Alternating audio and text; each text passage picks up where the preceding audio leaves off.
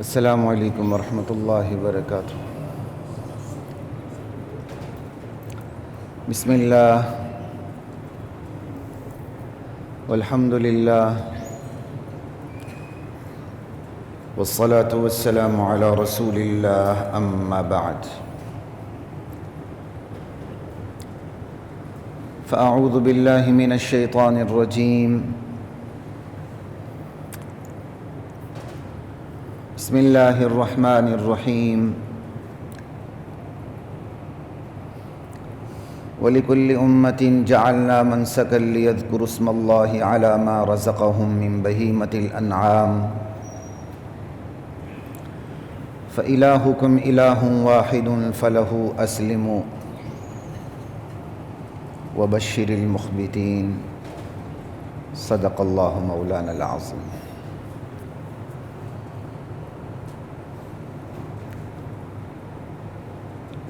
اللہ اکبر، اللہ اکبر، لا الہ الا اللہ واللہ اکبر، اللہ اکبر وللہ الحمد۔ ذو الحجہ قمری سال کا آخری مہینہ، اس کا آغاز ہو چکا ہے۔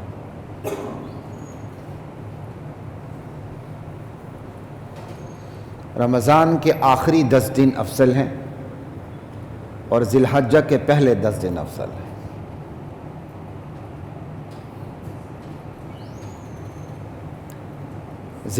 ذی الحجہ کے آغاز کے ساتھ ہی امت کو اعمال میں جڑ جانا چاہیے، اور اعمال سے بھی کہیں زیادہ عقیدے کی اصلاح ہونی چاہیے، کیونکہ یہ عقیدے کے اظہار کا مستقل مہینہ ہے۔ تکبیرات، ایک تو تکبیرات تشریق ہیں جو 9 ذو الحجہ سے شروع ہوں گے اور 13 تک ہے نا، 13 تک 23 نمازیں بنتی ہیں، اور عید کی واجب نماز شمار کر لیں تو 24 بن جاتی ہیں۔ ایک دفعہ پڑھنا واجب ہے اور اسی کو کافی سمجھنا کافی ہے، اور باقی چلتے بیٹھتے اٹھتے نشست و برخاست میں آنے جانے میں جہاں جہاں اللہ کا ذکر جائز ہے وہاں چلتے پھرتے اللہ اکبر لا الہ الا اللہ اللہ اکبر وللہ الحمد پڑھتے رہا کریں۔ کوئی معین صیغے ضروری نہیں ہیں، جس صیغے سے آپ اللہ کی بڑائی بیان کرنا چاہیں، ہاں وہ صیغے، وہ الفاظ جو نبی علیہ السلام سے ثابت ہیں، ان کی اپنی برکت ہے، ان کی اپنی حلاوت ہے، ان کی اپنی میٹھاس ہے، ان کا اپنا مزہ ہے۔ پورا نہیں پڑھا جاتا سبحان اللہ، چلتے چلتے اللہ اکبر، چلتے چلتے وللہ الحمد، الحمدللہ، لا الہ الا اللہ، یہ کہتے رہا کریں، کم سے کم اللہ اکبر۔ اور یہ وہ سنت ہے جو ہمارے معاشرے میں متروک ہو چکی ہے۔ لوگ حیران ہوتے ہیں اسے کیا ہو گیا، دماغ ٹھیک ہے؟ چلتے چلتے اللہ اکبر اللہ اکبر۔ جو نہیں پڑھتے وہ اپنے دماغ کا علاج کروائیں، بلکہ ان کے دماغ کا علاج آپ ایسے کریں کہ چلتے پھرتے اٹھتے بیٹھتے پڑھا کریں۔ یقیناً وہ آپ سے پوچھیں گے بھائی یہ کیا ہو گیا؟ بھائی ذو الحجہ شروع ہو چکا ہے، آپ کو پتہ نہیں ہے؟ حضرت ابن عمر رضی اللہ عنہما، حضرت ابو ہریرہ رضی اللہ عنہ بازار میں اسپیشلی جایا کرتے تھے، جاتے جاتے وہ اللہ کی تکبیر، تحلیل، تحمید شروع کر دیتے تھے۔ انہیں دیکھتے ہوئے بازار والوں کو بھی یاد آ جاتا تھا، وہ بھی شروع ہو جاتے تھے۔ یہ نہیں ہوتا تھا کہ وہ ایک لفظ پڑھ لے تو پیچھے ہلا ہلا وہی لفظ پڑھ دیا، کوئی اجتماعی شکل ہوتی نہیں تھی۔ ہوتا یہ تھا کہ انہیں یاد آ جاتا تھا، ساتھ وہ بھی اپنے الفاظ میں شروع ہو جاتے تھے۔ یہی طریقہ ہے۔ آپ بازار جا رہے ہیں، آپ جوتے خریدنے جا رہے ہیں، آپ کپڑے خریدنے جا رہے ہیں، آپ اٹھتے بیٹھتے آپ اپنے آفس میں داخل ہو رہے ہیں، آپ اپنے چیمبر میں داخل ہو رہے ہیں، آپ اپنے ڈرائنگ روم میں جا رہے ہیں، ابھی مہمان سے ملے نہیں، آپ کمرے کے اندر داخل ہوتے ہیں، اللہ اکبر لا الہ الا اللہ اللہ اکبر، السلام علیکم، کیسے ہیں بھائی؟ ساتھ پھر ان کو یہ بتا بھی دیں کہ بھائی یہ سنت طریقہ ہے، یہ صحابہ کا طریقہ ہے، تکبیرات میں صحابہ کا مزاج یہ تھا، یعنی ذوالحجہ کے آغاز کے ساتھ ہی اٹھتے بیٹھتے لیٹتے جاگتے سوتے آپ اللہ کی تسبیح بیان کرتے چلے جائیں، سوتے میں بھی شمار ہی ہو جائے گا نا جب آپ جاگتے میں کریں گے تو انشاءاللہ۔ یہ ہے، اور یہ وہ سنت ہے جو متروک ہو چکی ہے، اسے زندہ کریں، صحابہ کے عمل کو زندہ کریں۔ سارا نہیں پڑھ سکتے، شرم آتی ہے، کم پڑھ لیں۔ کیسی عجیب بات ہے، ہائے کہتے ہوئے شرم نہیں آتی، السلام علیکم کہتے ہوئے شرم آتی ہے۔ ڈراموں میں ہائے وہ کہتا ہے جو بڑا پوش ایریے سے تعلق رہتا ہے، بڑا نام نہاد ایجوکیٹڈ ہوتا ہے، السلام علیکم وہ کہتا ہے جو نوکر ہوتا ہے۔ ہم ڈرامے نہیں دیکھتے، اللہ کا شکر ہے، لیکن اس معاشرے میں رہتے ہیں، ہمیں پتہ ہے کئی دفعہ سین ہماری نظر سے بھی گزر جاتا ہے، کوئی ہمیں اس کا بھی پتہ چل جاتا ہے، کوئی ایسی بات نہیں ہے۔ لا الہ الا اللہ، یعنی السلام علیکم ہم نے غریبوں کے لیے اور خانساماؤں کے لیے، نوکروں کے لیے رکھ دیا، اور آپس میں ہائے، اس ہائے پہ تو ہائے وائے ہونی چاہیے۔ یہ کیا ہے؟ مسلمان احساس کمتری کا شکار ہو چکا ہے، یہ ہے اصل میں۔ تو ذوالحجہ کا آغاز ہے، اللہ اکبر لا الہ الا اللہ واللہ اکبر وللہ الحمد، سمجھائی؟ پڑھتے رہا کر، اٹھتے بیٹھتے آتے جاتے، جہاں جہاں ذکر اللہ جائز وہاں وہاں پڑھتے رہا کریں، اور یہ صرف زبان سے نہیں، اندر سے دل بولے، سمجھائی؟ عقیدے کا اظہار کہ بڑا پن صرف اللہ کو حاصل ہے، اس کے علاوہ اس کو بڑائی حاصل ہے جس کو اللہ تعالیٰ نے بڑا پن دیا، جسے اللہ نے بڑا پن نہیں دیا اس کے پاس بڑائی۔ پھر جو اللہ کو بڑا پن حاصل ہے اس کا تو کوئی کمپیریزن مخلوق میں کسی نبی کے ساتھ بھی نہیں ہے، امام الانبیاء کے ساتھ بھی نہیں ہے، کیونکہ مخلوق اور خالق میں کوئی مقابلہ نہیں ہے، کوئی کمپیریزن نہیں ہے۔ لا الہ الا اللہ۔ پھر ذوالحجہ قربانی کا مہینہ ہے، اور ذوالحجہ اسی کے اندر عرفہ ہے، جس کا روزہ 9 ذی الحجہ کا روزہ 2 سال کے گناہوں کا کفارہ، سال گزشتہ سال آئندہ، اور 9 ذی الحجہ تک ایک ایک روزے کا ثواب ایک سال کے روزوں کے برابر۔ کتنی بڑی بات، اللہ مجھے اور آپ کو نصیب کرے۔ اور جو قربانی کر رہے ہیں، جنہوں نے مونچھیں وغیرہ نہیں کاٹیں، ابھی رہنے دینا کاٹیں، ہاں پہلے سے نہ کاٹ کے 40 دن گزر چکے ہیں غیر ضروری بال پہ، تو پھر یہ سنت ادا نہ کریں، ان کے لیے ہے ہی نہیں ہے، وہ اپنے آپ کو فارغ کریں۔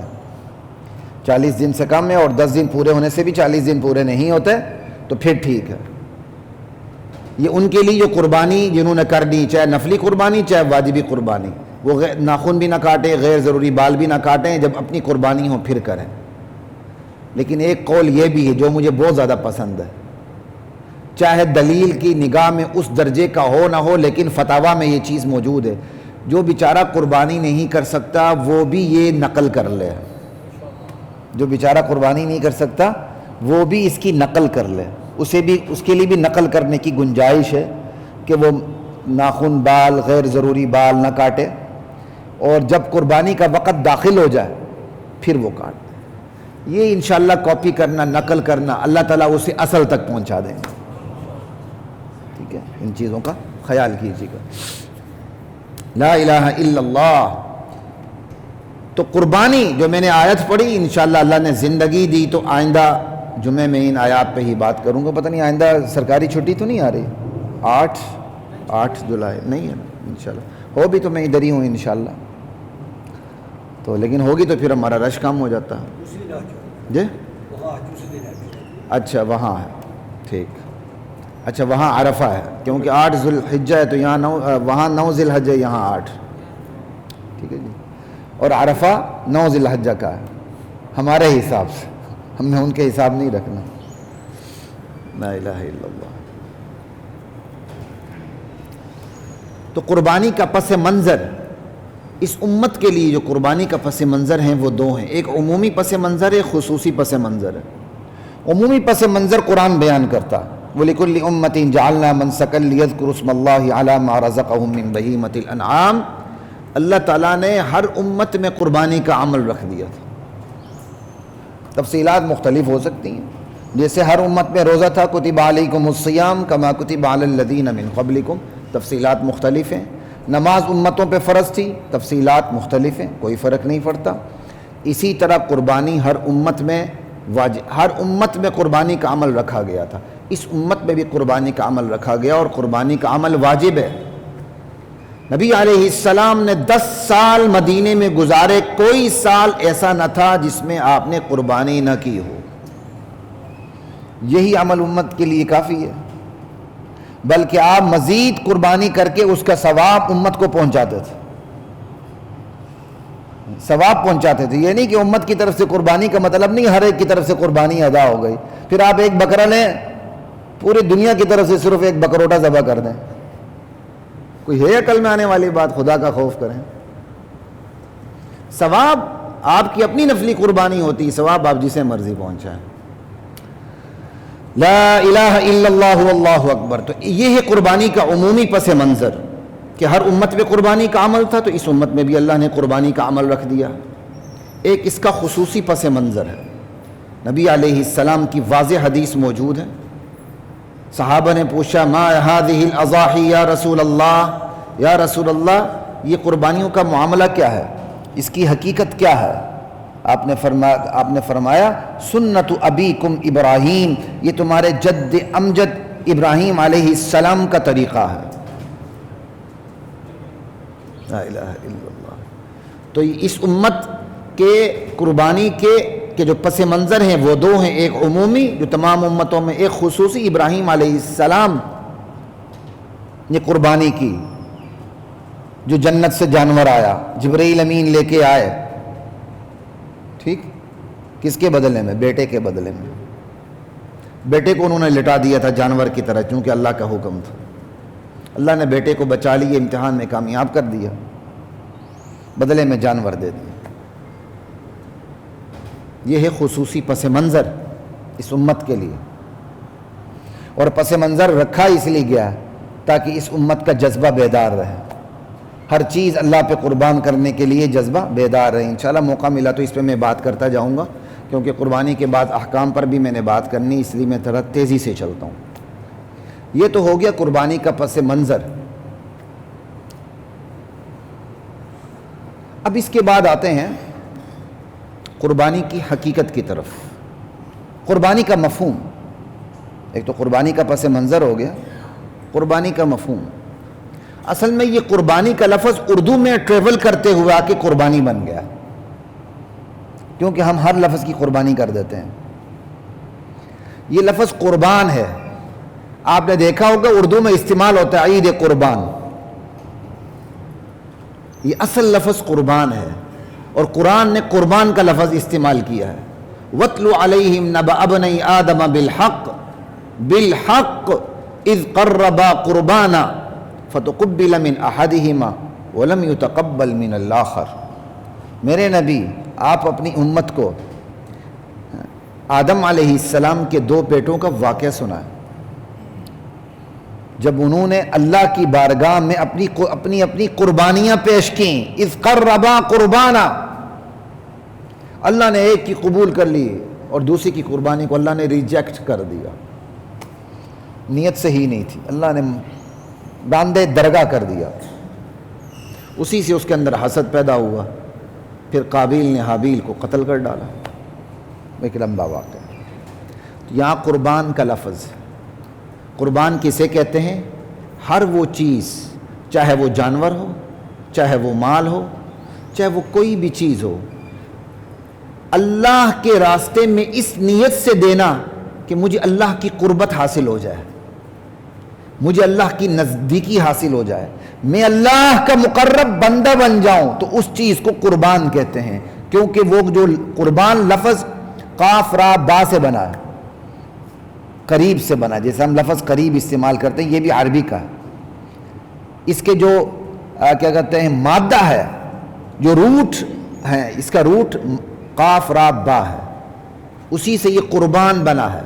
ہر وہ چیز جو اللہ کے قریب کر دے، آپ اسے دیتے ہیں اللہ کے نام پہ، اور اس کی وجہ سے آپ اللہ کے قریب ہو جاتے ہیں، وہ قربان ہے۔ چاہے وہ جانور ہے، وہ جانور بھی قربان ہے، چاہے وہ مال ہے، وہ مال بھی قربان ہے. وہ زکوٰۃ ہے، وہ زکوٰۃ بھی قربان ہے.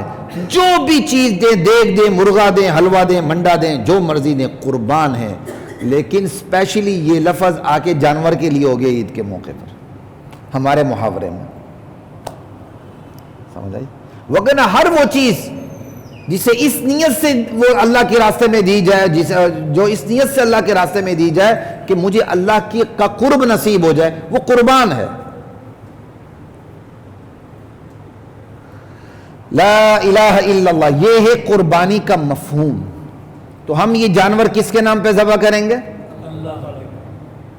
نہیں، صرف اللہ کے نام پہ. اللہ کے نام پہ نہیں، اللہ ہی کے نام پہ. اللہ کے سوا کسی کے نام پہ. ایاک نعبد، یا اللہ ہم تیری ہی عبادت کرتے ہیں، تیرے سوا. یہ دونوں مفہوم ذہن میں رکھیں. قربان کا صحیح مفہوم تب آتا ہے جب آپ ذو الحجہ میں 10 کو، 11 کو، 12 کو، 10 کو افضل، 11 کو اس سے کم، 12 کو اس سے کم، بس چھٹی 3 دن ہے. 13 بڑی ضعیف روایت ہے، کمزور روایات، اس لیے امت کا جمہور اس پہ عمل نہیں کرتا. 10، 11، 12 سب سے افضل پہلا دن ہے، اس کے بعد دوسرا، اس کے بعد تیسرا. تیسرا دن افضلیت میں سب سے نیچے ہے.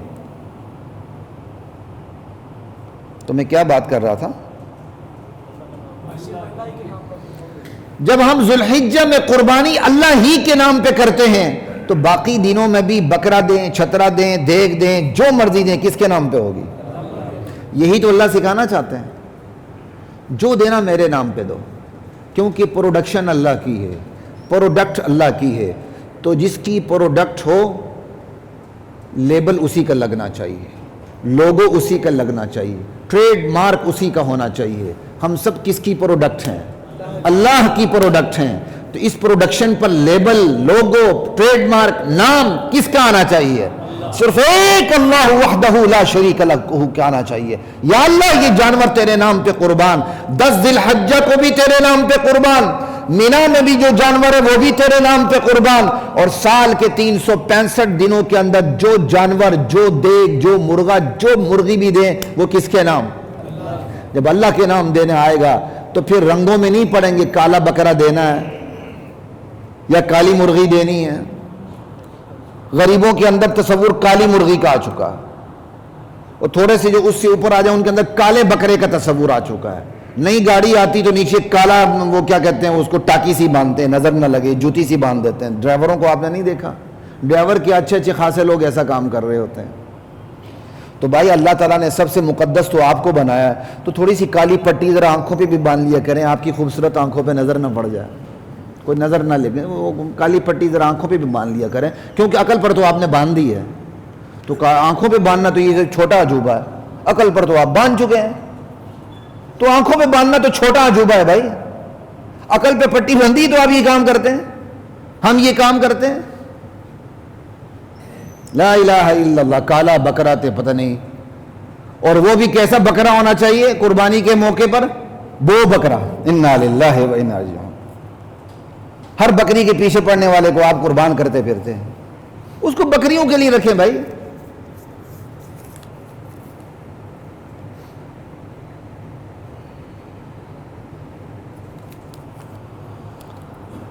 میں تو اس کے بھی خلاف ہوں. امام کھڑے ہو کہتا ہے موبائل بند کریں. یہ امام کی ذمہ داری ہے آپ کو کہ موبائل بند کریں؟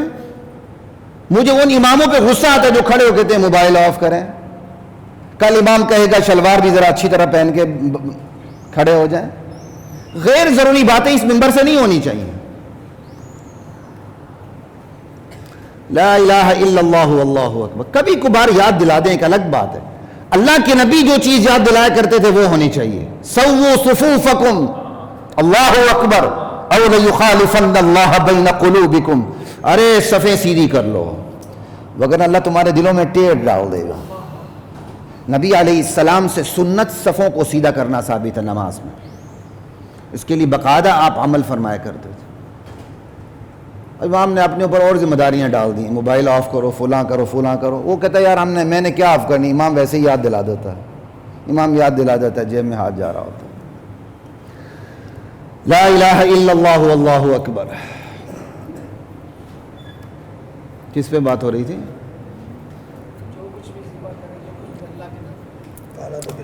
ہاں جی، یہ کالا بکرا تے کالی بکریاں چھوڑ دیں، صرف اللہ کے نام پہ دینا جان لیں. جب اللہ کے نام پہ دیں گے تو پھر کالے چٹے کی تمیز ختم ہو جائے گی. سمجھائی؟ پھر جانور جو قربان کرنا بقرہ عید کے موقع پر خسی جانور قربان کرنا افضل ہے، کیونکہ نبی علیہ السلام نے خسی جانور کی قربانی کی. خسی ہونا انسان کے لیے ہے بھائی، جانور کے لیے عیب نہیں ہے. وہ انسان کے لیے معیوب ہے، انسان کے لیے عیبناک ہے. لیکن اس سے آپ کسی انسان کو ڈیگریڈ نہ کریں. جانور کے لیے خسی ہونا اس کی خصوصیت ہے. کیوں؟ یہ سارے جانور کس کے لیے بنے ہیں؟ میرے اور آپ کے لیے. تو جو خسی جانور ہوتا ہے اس کا گوشت لذیذ ہوتا ہے. اللہ چاہتے ہیں کہ میرے بندے جب میرے نام پہ جب خون بہائیں تو جو گوشت کھائیں اس سے بھی بدبو نہ آئے بلکہ لذیذ گوشت ہو. اللہ سہولت دے رہے ہیں، یہ بو بکرے کے پیچھے پڑ رہے ہیں. جائیں بو بکرا کریں ہماری طرف سے، اس کی بھی ہو جائے گی. لا الہ الا اللہ واللہ اکبر. تو بات اس پہ ہو رہی تھی اللہ کے نام دینا. بس اللہ تعالیٰ بقرہ عید کے موقع پر آپ سے جانور قربان کروا کے تعلیم دے رہے ہیں کہ باقی دنوں میں بھی کس کو قربان کرنا؟ کس کے نام پہ؟ صرف ایک اللہ کے نام. یہ ہے قربانی کا مطلب اور مفہوم. ٹھیک ہے، اب آگے چلتے ہیں. مزید تشریح ہو سکتی لیکن موقع نہیں. اگلی بات ہے قربانی کی حقیقت. قربانی کی حقیقت کیا ہے؟ اس کی روح کیا ہے؟ اس کی اسپرٹ کیا ہے؟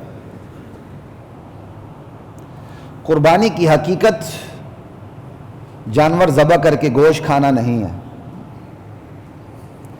قربانی کی حقیقت جانور ذبح کر کے گوشت کھلانا نہیں ہے.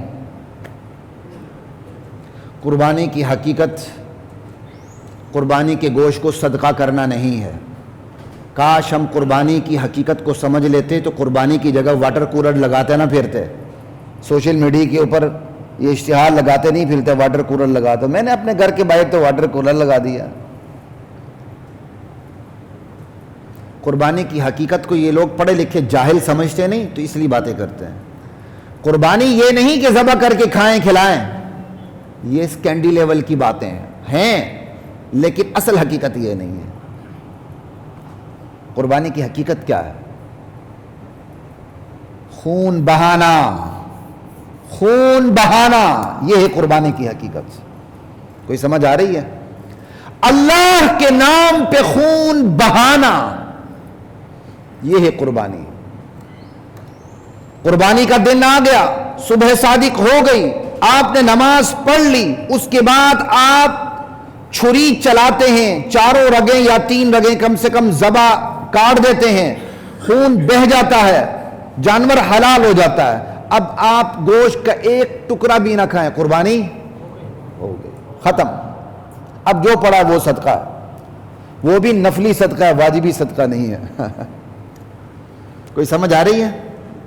قربانی خون بہانے کا نام ہے، بہا کر صدقہ کرنے کا نام نہیں، بہا کر کھانے کا نام نہیں، بہا کر کھلانے کا نام نہیں. خون بہانے کا نام قربانی ہے. ہائے کاش ہمیں یہ بات سمجھ آ جائے. ہمیں یہ بات سمجھ ہی نہیں آتی. اللہ تعالیٰ نے قربانی ایک عبادت ہے. اللہ تعالیٰ نے عبادت کی مختلف شکلیں رکھی ہوئی ہیں. نماز عبادت کی ایک شکل ہے اور روزہ عبادت کی ایک مستقل شکل ہے. حج عبادت کی مستقل شکل ہے. عمرہ عبادت کی مستقل شکل ہے. زکوٰۃ عبادت کی مستقل قسم ہے. یہ عبادت کی ایک شکلیں نہیں، عبادت میں اللہ نے تنوع رکھا ہے. یہ تمام عبادات آپ کس کے لیے بجا لاتے ہیں؟ ایاک نعبد، صرف ایک اللہ کے لیے. سود سے بچنا عبادت کی مستقل شکل ہے. اپنی معیشت کو اسلامی دائرے میں لانا عبادت کی مستقل شکل ہے. بالکل اسی طرح جانور کے اوپر چھری لگ کے ذبح کرنا یہ عبادت کی مستقل شکل ہے. یہ اللہ کے سوا کسی کے لیے جائز نہیں ہے. یہ کسی وقت میں جب سوات ریاست ہوا کرتی تھی، اس کا یا کسی اور ریاست کا پاکستان میں اسی طرف KPK کی طرف ایک ریاست کا قصہ ہے. میرے والد مرحوم رحمہ اللہ تعالیٰ فرمایا کرتے تھے کہ والی ریاست کو علماء نے سمجھایا یہ تم جانور ذبح کرتے ہو نا، یہ اللہ کی تعظیم کے لیے نہیں، یہ تمہاری یا مہمانوں کی تعظیم کے لیے ہو رہی، یہ شرک ہے. وہ باز آ گیا تھا. پھر اگر آپ کے گھر میں کوئی مہمان آتا ہے، آپ اس کی تعظیم کے لیے قربانی کرتے ہیں تو یہ اس کی عبادت ہو جائے گی. یاد رکھیے گا، اللہ کے لیے ذبح کر کے کھلانا اس کو مقصد ہے تو پھر یہ جائز ہے، پھر یہ جائز ہے. لیکن کوئی گھر میں مہمان آ جائے، اس کی تعظیم کے لیے ذبح کریں گے تو یہ عبادت میں شرکت آ جائے گی. کیوں؟ تعظیم کے لیے ذبح کرنا عبادت کی مستقل قسم ہے. جی دیکھو، جو آپ کو آنر دینے کے لیے آپ ہمارے گھر میں آئے، نواب ہیں، سردار ہیں، سمجھ آئی، ہم آپ کو آنر دینے کے لیے ذبح کر رہے ہیں آپ کی تعظیم میں، یہ شرک ہے. آپ نے اس کو اللہ کے ساتھ شریک کر دیا. اللہ کی تعظیم بجا لانے کے لیے چھری چلانا یہ عبادت ہے. اس عبادت میں کوئی اور اللہ کے ساتھ شریک نہیں ہو سکتا. یہ آپ کو پتہ ہونا چاہیے. یہی قربانی کی حقیقت. خون بہانا یہ قربانی کی حقیقت ہے. بس خون بہہ گیا، قربانی مکمل ہو گئی. اب وہ جو گوشت پڑا ہوا ہے وہ حلال گوشت ہے، صدقہ نافلہ واجبہ نہیں ہے. اگر یہ واجبہ ہوتا تو غیر مسلموں کو نہ دیا جا سکتا. زکوٰۃ کیا ہے؟ صدقہ واجبہ ہے. صدقات واجبہ غیر مسلموں پہ نہیں لگتا. فطرانہ غیر مسلم کو نہیں دے سکتے، زکوٰۃ غیر مسلم کو نہیں دے سکتے، عشر غیر مسلم کو نہیں دے سکتے. یہ مسلمانوں کے لیے ہوگا جو غریب مسلمان ہیں. لیکن قربانی میں جو پڑا ہوا گوشت وہ اس لیے نہیں تھا کہ قربانی کرنے کے بعد اس گوشت کو صدقہ کرنا واجب ہے. یہ واجب ہوتا تو صدقات واجبہ کے اندر آتا، زکوٰۃ کی طرح. یہ غیر مسلموں کو نہیں دیا جا سکتا. لیکن قربانی مکمل ہو جاتی ہے چھری چلا کے خون بہانے سے. اب جو پیچھے بچ جائے وہ صدقہ ہے اور نفلی صدقہ ہے. یہی وجہ آپ قربانی کا گوشت آپ اپنے گھر میں کام کرنے والی جو غیر مسلم خاتون ہیں، عموماً ہمارے یہاں مسیحی برادری ہوتی ہے، آپ اس کو دے دیں، بلکہ ان کو اسلام کے قریب کرنے کے لیے دے دیں. یہ نہیں کہ وہ آپ کے گھر میں کام کرتی ہے تو ذرا اچھی طرح برتن مانجے، آپ اس کے لیے دیں، یہ اس کی مزدوری ہو جائے گی، یہ ناجائز ہے. آپ اس نیت سے دیں یہ ہمارے اخلاق سے متاثر ہو کے اسلام کے قریب ہو کے مسلمان ہو جائے. اسی طرح قربانی کی کھال ہے، آپ بغیر فروخت کیے آپ اپنے گھر میں کام کرنے والی کوئی ہے تو اس کو آپ ویسے گفٹ کے طور پر دے سکتے ہیں، خود بھی استعمال کر سکتے ہیں. لیکن جب آپ نے کھال بیچ دی اس کا حکم زکوٰۃ کا ہوگا، وہ غیر مسلم کو نہیں دی جا سکتی. یاد رکھیں. تو یہاں بتانا صرف اتنا مقصد ہے جو میں فوکس کر رہا ہوں کہ قربانی کی حقیقت کو سمجھیں. قربانی کی حقیقت وہ گوشت نہیں ہے. قربانی کی حقیقت کیا ہے؟ خون بہانا ہے. بس آپ نے خون بہایا، آپ نے گوشت کھایا نہیں، کھلایا بھی نہیں، قربانی ہو گئی. آپ نے خون بہایا، سارا گوشت فریز کر کے بجٹ برابر کر کے اگلے سال حج کی قربانی تک آپ نے اس گوشت کو فریز کر کے ماشاءاللہ کھا کے اپنے معدے کو تباہ و برباد کرتے رہے، پھر بھی آپ کی قربانی ہو گئی. اور آپ نے ذبح کر دیا، سارا صدقہ کر دیا، ایک لقمہ نہیں کھایا، پھر بھی قربانی ہو گئی. بہتر طریقہ یہ قربانی کے 3 حصے کر دیے جائیں، ایک اپنے لیے، ایک رشتہ داروں کے لیے، ایک غریب غربا کے لیے. غریب غربا نہیں ہے تو ڈھونڈ کے جائیں، کم سے کم ان کے پاس جائیں جنہوں نے قربانی نہیں کی. تو یہ قربانی کی حقیقت پر میں اس دفعہ زیادہ زور دے رہا ہوں. اگر یہ سمجھ آ جائے خون بہانا قربانی ہے تو اب ایمانداری سے بتائیں کہ اب اس عبادت کی جگہ ڈونیشن چلے گی؟ نہیں جی دیکھیں نا غربت کتنی آ چکی ہے، میں قربانی کی جگہ واٹر کولر لگا دوں، قربانی کی جگہ 40-50 ہزار میں کسی غریب کو دے دوں. اب 40-50 ہزار آپ نے کسی غریب کو دے دیے، خون بہہ گیا؟ نہیں، قربانی نہیں ہوئی. اور آپ نے قربانی کے دنوں میں بکرا قربان کرنے کی بجائے 40-50 ہزار اپنی حیثیت کے مطابق کسی کو صدقہ دے دیا، وہ صدقہ ہو گیا. قربانی کے دنوں کے بعد آپ پہ صدقہ کرنا پھر واجب ہو گیا، کیونکہ قربانی کے دن گزر جائیں جس نے قربانی نہیں کی تو قربانی کے برابر صدقہ کرنا اس پر واجب ہو جاتا ہے. لیکن اس واجب کا یہ مطلب نہیں کہ اس نے کوئی اچھا عمل کیا ہے. اللہ اس کی گردن پکڑ کے کہتے چل پیسے دے، نکھٹوئی انسان، تو نے پہلے غلط کیا تھا، یہ کر. یہ نہیں ہے کہ آرام سے بیٹھے رہے 3 دن قربانی نہیں کی، چلو یار میں اللہ کو دھوکہ دیتا ہوں 4تھے دن ڈونیشن دے دوں. وہ ڈونیشن دینی ہوگی، پھر بھی اللہ ناراض ہوگا کہ تو نے یہ موقع تم نے کیوں لیا کہ تو نے ڈونیشن نہیں، قربانی نہیں کی. ایک بندہ قربانی کے دنوں میں قربانی جتنا پیسہ دے دیتا ہے، مسئلہ یہ ہے 3 دن گزر کرنے کے بعد اس پر قربانی کے بکرے قربانی کے برابر پیسے دینا، صدقہ دینا اس پر واجب ٹھہرتا ہے. وہ قربانی کے دنوں میں قربانی کے بدلے میں جو پیسے دیے وہ اس میں شامل نہیں ہیں. یہ بات یاد رکھیں. یہاں کئی ایسے گھرانے نہیں جی ہم تو قربانی نہیں کرتے، ہم تو پیسے دے دیتے ہیں.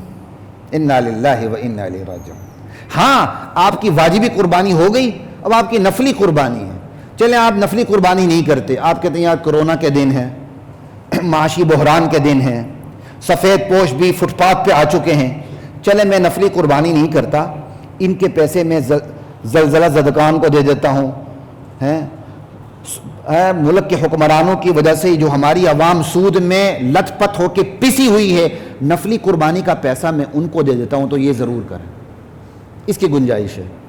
واجبی قربانی کی جگہ پیسے دینے کی گنجائش بالکل نہیں ہے. نفلی قربانی کی گنجائش ہے. یہاں جو حکمران آیا ہے، چاہے اس نے لا الہ الا اللہ کا نعرہ لگایا ہو، چاہے اس نے تسبیح پکڑ کے ایاک نعبد و ایاک نستعین کا ورد کیا ہو، اس نے سودی معاہدے کیے ہیں اور قوم کا بیڑا غرق کیا ہے، اور قوم آج اسی کا شکار ہے. اللہ اور اس کے رسول سے جنگ کر کے آپ جیتیں گے؟ یہ خیال استو محال استو جنون.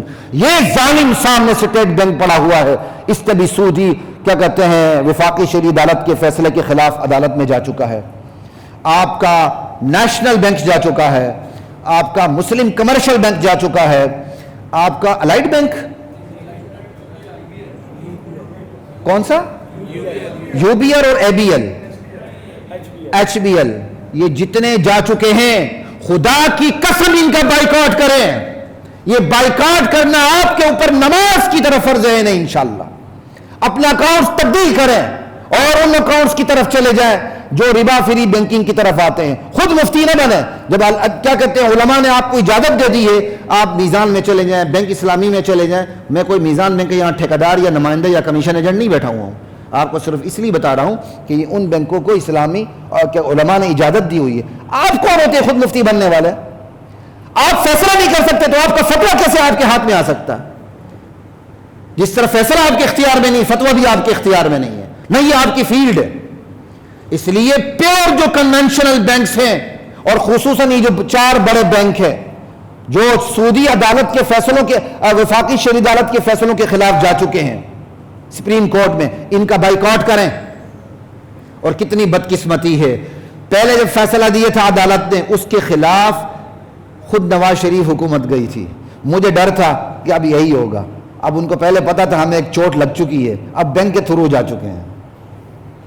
وہ جائیں نہ جائیں اللہ کو پتا، لیکن وزیر اعظم نے یقین دہانی کرائی کہ نیشنل بینک واپس لے گا.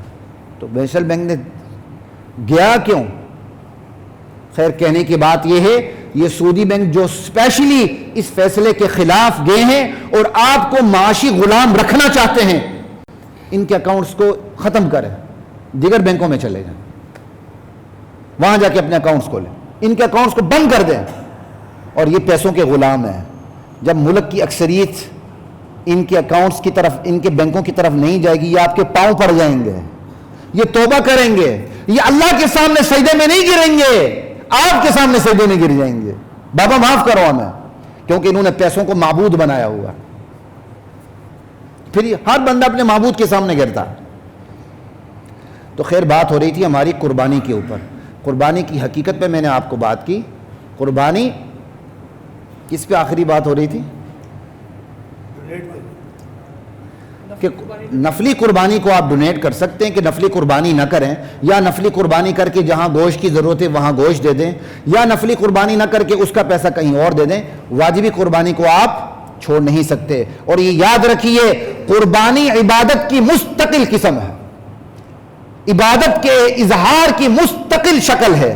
جس طرح عبادت ہر ایک پہ فرض ہوتی ہے، جس پہ فرض ہو نماز ایک پہ فرض ہے تو ایک کے ادا کرنے سے، گھر کے سربراہ کی نماز ادا کرنے سے باقی سے معاف تو نہیں ہوگی نا.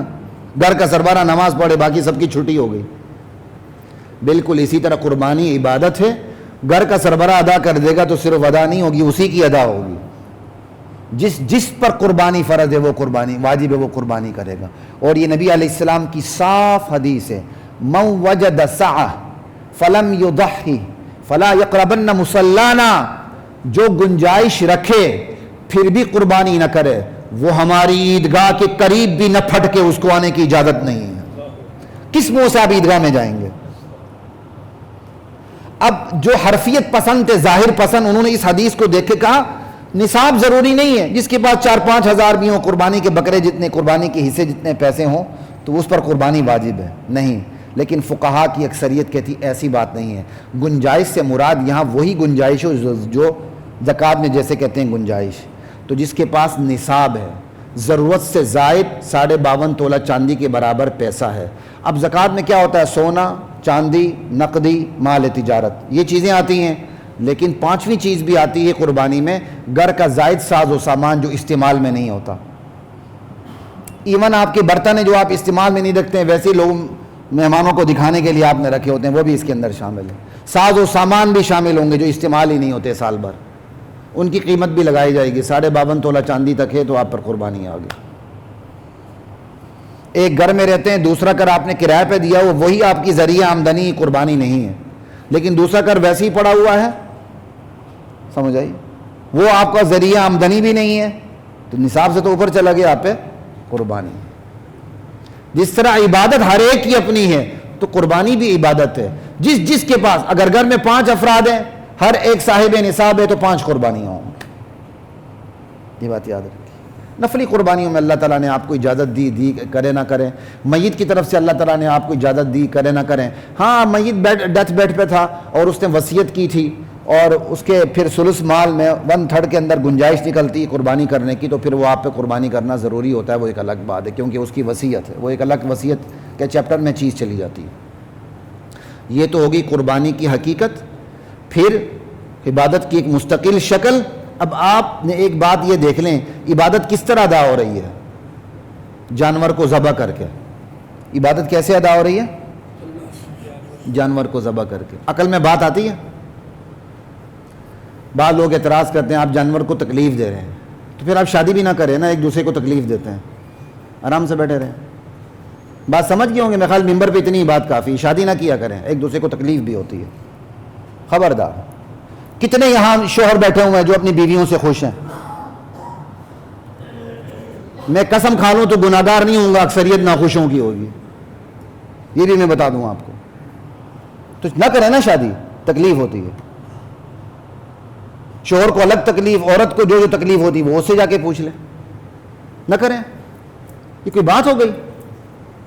باہر کی دنیا میں سور کو مارتے نہیں ہیں. چائنا میں تو سور کو برکت والا گوشت سمجھا جاتا ہے، آپ کو پتا ہونا چاہیے. چند دن پہلے میں کسی دعوت پہ مدعو تھا، تو وہاں ایک ساتھی تھے، انہوں نے وہاں سے چائنا سے شادی کی ہوئی تھی، چین سے. تو انہوں نے بتایا چائنا کے اندر خنزیر کے گوشت کو برکت والا گوشت سمجھا جاتا ہے. تو پھر سور کو بھی تکلیف ہوتی ہے نا. اور ایک لذیذ ترین غذا ماں کے پیٹ کے اندر جو بچہ ہوتا ہے نا، وہ ہوتی ہے. یہ ایک لذیذ ترین غذا ہے چائنا کے اندر، آپ کو بتا دوں. یہ قومیں ہمیں تہذیب سکھائیں گی، یہ قومیں ہمیں عقل کا درس دیں گی.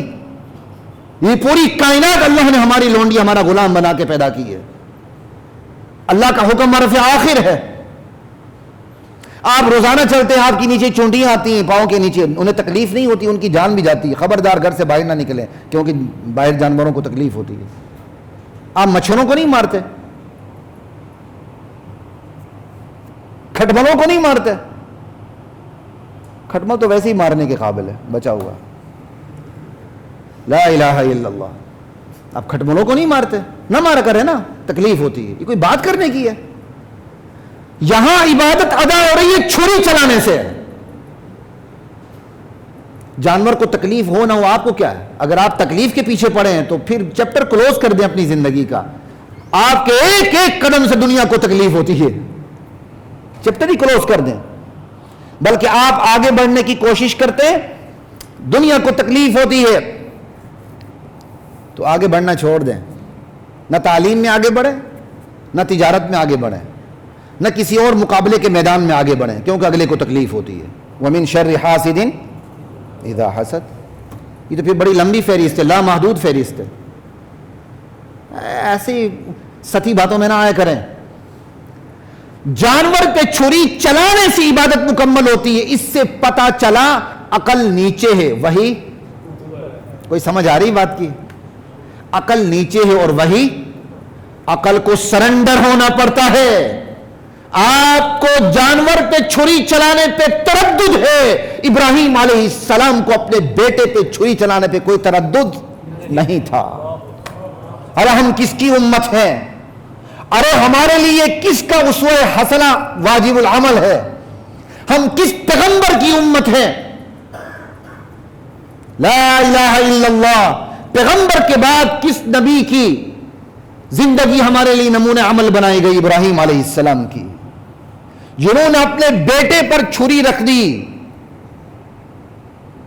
اللہ کے حکم پر، اور ہم جانور پر چھری رکھنے کے لیے تیار نہیں ہیں، اور نتیجہ وہی چاہتے ہیں جو ابراہیم علیہ السلام کو حاصل ہوا. ای خیال استو محال استو جنون. املی لگائیں اور توقع رکھیں آم پیدا ہوگا. املی کے بیج سے آم پیدا نہیں ہوگا. جیسا ایمان ہوگا ویسا رزلٹ آئے گا. آج بھی ہو جو ابراہیم کا ایمان پیدا آگ کر سکتی ہے انداز گلستہ پیدا. ابراہیم کا رزلٹ چاہیے، ابراہیم کا ایمان لائے. ابراہیم علیہ السلام کی سنت کو اپناتے ہوئے ابراہیم علیہ السلام کا ایمان لائیں، عقیدہ لائیں، سنت لائیں. لا الہ الا اللہ واللہ اکبر. ٹیشو پیپر دے دیں.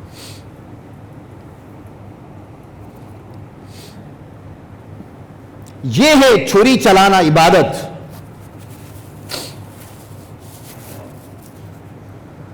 اللہ اکبر، لا الہ الا اللہ. اسی سے پتہ چلا وہی عقل پر مقدم ہے. عقل وہی کو سمجھنے کے لیے، سمجھانے کے لیے. آپ حواس دیکھیں، ایک آنکھ کا حادثہ ہے نا. آنکھ، یہ 5 بڑے مشہور حواس ہیں. سونگنا، چکھنا. چکھنا جب تک چکھیں گے نہیں چکھنا نہیں ہوگا. قوت ذائقہ، قوت لامسہ. جب تک مس نہیں کریں گے، لمس نہیں ہوگا تو آپ کو پتہ نہیں چلے گا. اس سے بھی آگا پر قوت شامہ، سونگنے کی حس ان دونوں سے بڑھ کر ہے. دور سے چیز بندہ سونگ لیتا ہے. جانوروں کی حس تو ہم سے بھی بہت آگے ہے. 3 ہو گئی. قوت باصرہ، قوت سامعہ. دور کی بات کو ہم سن لیتے ہیں لیکن اس کی بھی ایک حد ہے. قوت لامسہ، لمس، اس کی ایک حد ختم ہو جاتی ہے. ذائقہ، اس کی بھی ایک حد ختم ہو جاتی ہے. قوت شامہ، سننے کی بھی ایک قوت ختم ہو جاتی ہے. قوت سامعہ، سننے کی بھی ایک لمٹ ہے، اس سے آگے ہم سن نہیں سکتے. زندہ نہیں سنتا، مردہ کہاں سے سنتا بھائی؟ ہم زندوں کو نہیں سنا سکتے، کہتے ہیں مردے سنتے ہیں. انا للہ و انا الیہ راجعون. اس کی بھی ایک حد ہے، اس کے بعد سننا ختم ہو جاتا ہے. ان سب سے بڑھ کر آنکھ ہے. آنکھ کہاں تک دیکھتی؟ بہت دور تک دیکھتی، لیکن اس کی بھی ایک حد ہے. آگے 5 حواس کی حد ختم ہو گئی. اب آگے ایک اور حد شروع ہوتی عقل کی. عقل حواس کے علاوہ ہے. آپ نہ سنتے ہیں، نہ دیکھتے ہیں، نہ چکھتے ہیں، نہ لمس کرتے ہیں، پھر بھی آپ سوچتے ہیں. اور آپ کی سوچ کہاں تک جاتی ہے؟ بڑی دور تک چلی جاتی ہے. لیکن اس کی بھی ایک حد ہے.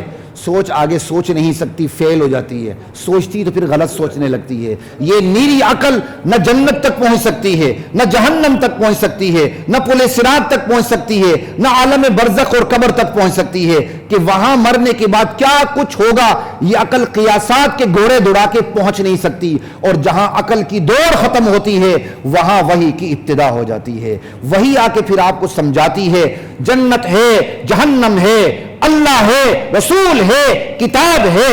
اب یہ عقل اس کو سمجھتی ہے اور وحی کے سامنے سرنڈر ہوتی ہے. بس یہ آپ کو بہت بڑی ڈیبیٹ، بحث، کلامی بحث آپ کو میں نے چند الفاظ کے اندر بتا دی.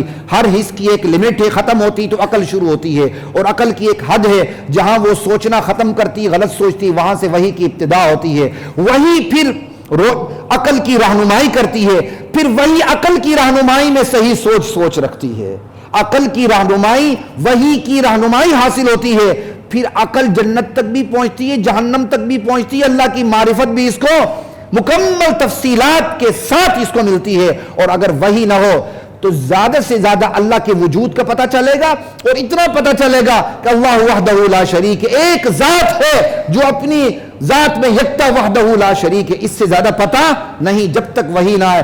یہی وجہ ہے کہ حضور کو بھی اللہ نے کہا وحی آنے سے پہلے ما کنت تدری ما الکتاب ولا الایمان، آپ جانتے ہی نہیں تھے کہ کتاب کیا ہے، ایمان کی تفصیلات کیا ہیں۔